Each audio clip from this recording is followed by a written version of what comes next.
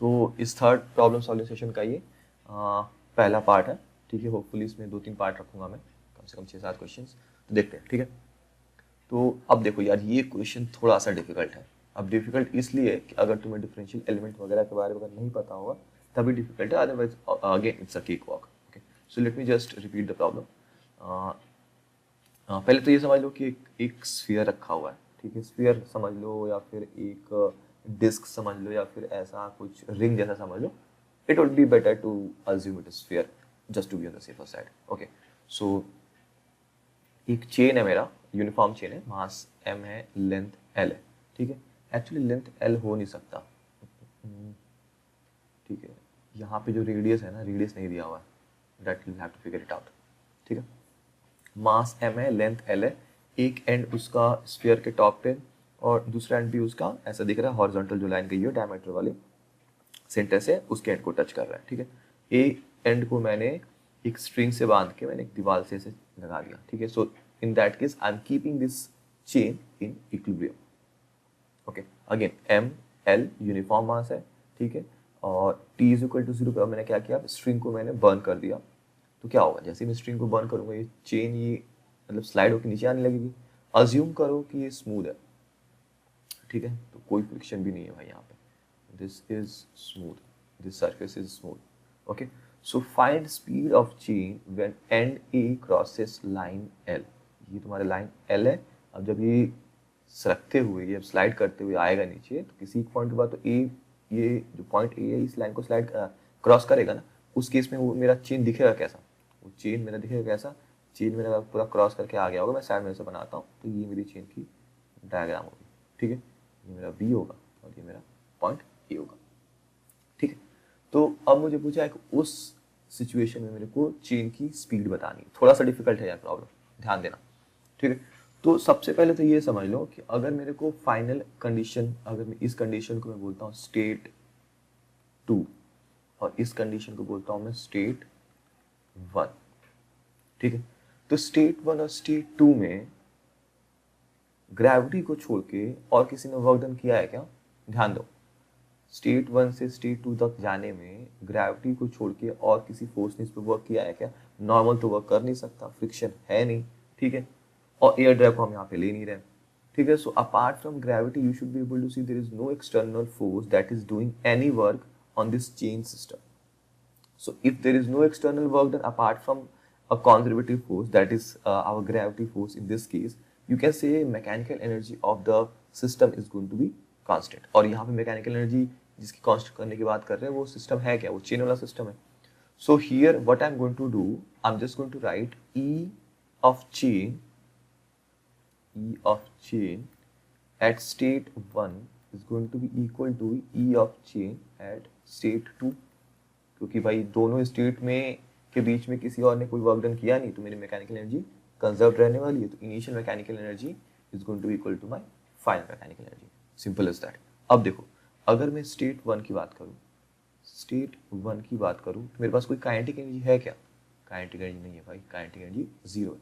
कुछ potential energy है, so PE is not equal to 0, ठीक है। स्टेट 2 की बात करूं तो काइनेटिक एनर्जी तो नॉन जीरो है, तो मूव कर ही रहा है।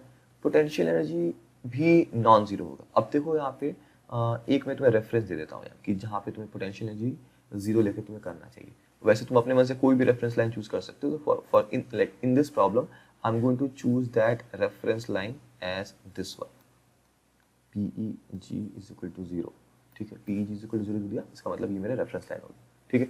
तो इस रेफरेंस लाइन के हिसाब से इनिशियल भी कुछ पोटेंशियल एनर्जी होगा और इस रेफरेंस लाइन के हिसाब से फाइनल भी कुछ पोटेंशियल एनर्जी होगा, ठीक है। सो फाइनल पोटेंशियल एनर्जी होगा, फिर ये भी तुम्हारा एक नॉन जीरो होगा। Okay, be with me. तो यहाँ पे अब मैंने क्या किया कि इनिशियल और फाइनल मैंने मैकेनिकल एनर्जी मैंने कांस्टेंट कर दी, और मुझे पता है कि इनिशियल के 0 है और पी 0 नहीं है, फाइनल के नॉन जीरो जो अपने को निकालना है, और पी भी नॉन जीरो नहीं है। तो इसमें जो मेन पार्ट है ना मेरा, पीई मेरे को निकालना है दोनों स्टेट में।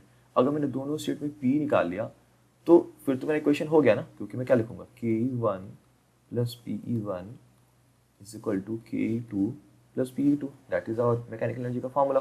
But ke1 is equal to 0, ठीक है. So if I am able to find my PE2 and PE1, I will be able to find my KE2 and using that I can find my speed of the chain. Okay, so in that case KE2 is nothing but PE1 minus PE2. और KE2 क्या होगा, अगर ये chain है ना तो सबका इसका हर एलिमेंट सेम स्पीड से जा रहा होगा, तो I can write kinetic energy of the chain as half into m into v square is equal to PE1 minus PE2. So if somehow I'm able to figure it out, my PE1 minus PE2, I'll be able to figure out my V because M is given. So what is PE1 and PE2? अब इस condition में मेरे को potential energy निकालना है. तो देखो यार, अब मैं क्या करूँगा, कोई भी एक थीटा एंगल पे मैं डी थीटा एक एलिमेंट लूँगा. ये थोड़ा सा डिफिकल्ट हो जाएगा अगर तुम्हें कुछ नहीं पता है इसके बारे में, तो कि क्या डी थीटा होता है, क्या थीटा होती है. ये मैं क्या ले रहा हूँ, बेसिक डिफरेंशियल एलिमेंट ले रहा हूँ. थीटा एंगल पे डी थीटा मैंने एक एलिमेंट लिया जो कि यहाँ पे, ये देखो यहाँ पे है. अगर मैं इसका रेडियस आर लूँ तो उस रेडियस का ये जो एलिमेंट जो बनेगा ये कितना बनेगा, आर डी थीटा बनेगा. ठीक है, ये तो पता हो. इसका रेडियस मैंने फिलहाल के लिए आर अज्यूम कर लिया, जो कि मेरे को रेडियस और लेंथ में मेरे को रिलेशन निकालना पड़ेगा जो अपन बाद में निकालेंगे. बट अगर ये आर है और ये डी थीटा है, so this is going to be r d theta. ये कैसे करते हैं, theta is equal to l by r. Okay, theta the angle subtended is arc length divide by radius. So arc length is what, r into theta. इस case में मेरा radius are है और ये जो एंगल है डी थीटा है, तो मेरा जो आर्क लेंथ होगा क्या हो जाएगा, are d theta. Should be making sense. Okay, तो अब देखो यार कि अब इसका मैंने मास ले लिया dm, डी मैंने मास ले लिया. तो अब इस dm मास का पोटेंशियल एनर्जी कितना होगा. सो if I am talking about PE1 calculation करना है मेरे को, तो PE1 कितना होगा. हाँ, तो PE1 होगा कितना इसमें यार, सपोज करो कि ये जो डिफरेंशियल एलिमेंट dm था, ये ग्राउंड से हाइट अगर h पे है, तो h की वैल्यू कितनी होगी, ये r है, तो ये कितना होगा तुम्हारा r cos थीटा, और ये वर्टिकल कितना हो जाएगा, r sin theta. So PE1 is nothing but integration of that dm into g into how much here, r, this is r cos theta and this is r sin theta. So dm into g into r sin theta. Be with me. Okay, so this is what, this is differential potential energy. This is du, that means this is potential energy of this small element dm. Okay, so dm into g into h. Okay, and since I'm talking about dm, and dm can be written as what, dm can be written as mass per unit length into that length, and that length is rd theta. So this can be written as rd theta, where r is the radius. So again I can write PE1 is equal to m by l rd theta gr. This is just my dm, m by l rd theta into gr sin theta. Okay, and since this element can be varied as a function of theta, so theta कहाँ से कहाँ जाएगा, theta एक इस horizontal line से एक vertical line तक जाएगा, इस ऐसे हॉरिजॉन्टल से ऐसे vertical. So theta is going to go from 0 to pi by 2. Very easy, 0 to pi by 2. So अब मुझे क्या मिलेगा यार यहाँ पे, अगर मुझे इसको इंटीग्रेट करना हो तो भाई साहब थोड़ा सा ये डिफिकल्ट हो रहा है क्या, नहीं डिफिकल्ट नहीं हो रहा है, फालतू सही है. ठीक है, so this is going to be m by l, बाहर r कांस्टेंट है, g कांस्टेंट है, तो r स्क्वायर g बाहर, एंड अंदर अपने को क्या मिलेगा, sine theta d theta integration 0 से पाई बाई 2. देख लो ध्यान से, m कांस्टेंट l कांस्टेंट है, r दोनों कांस्टेंट है, g भी कांस्टेंट है, तो m by l r square g constant करके बाहर निकाल लिया मैंने, and then integration is going to go from 0 to pi by 2, and I am dealing with sine theta d theta. और ये सबको इंटीग्रेशन का पता है, साइन थीटा का इंटीग्रेशन क्या होता है, minus cos theta. So I am just going to write it here, sine theta integration d theta 0 to pi by 2, ये कितना होगा, माइनस कॉस थीटा. ठीक है, 0 से पाई बाई 2 कितना हो जाएगा, ये माइनस पहले से निकाल लो. So that is going to be cos pi by 2 minus cos 0. Cos pi by 2 कितना होता है, 0 होता है, और cos 0 1 होता है. सो -1 और माइनस पहले से, that is going to be 1. So this whole integration is going to be 1. That means my PE1 is going to be m by l r square g. ये मेरा हो गया पोटेंशियल एनर्जी. बट मेरे पास r तो दिया नहीं है, लेकिन r मैं निकाल सकता हूँ. r कैसे निकाल सकता हूँ यार, ये जो क्वार्टर ऑफ अ सर्कल है, ठीक है, उसका लेंथ दे रखा है L, that is the length of the chain, but अगर रेडियस मेरा आर है तो क्वार्टर ऑफ सर्कल का लेंथ कितना होगा, 2 pi R divide by 4, 2 pi R divide by 4 and that is given as L. So I do have the relation, so I can write 2 pi R divide by 4 is my L. सो मैं क्या लिख सकता हूँ, पाई are by 2 is equal to l, that means r square is going to be 4l square by pi square. देख लो यहाँ से r is going to be 2l by pi.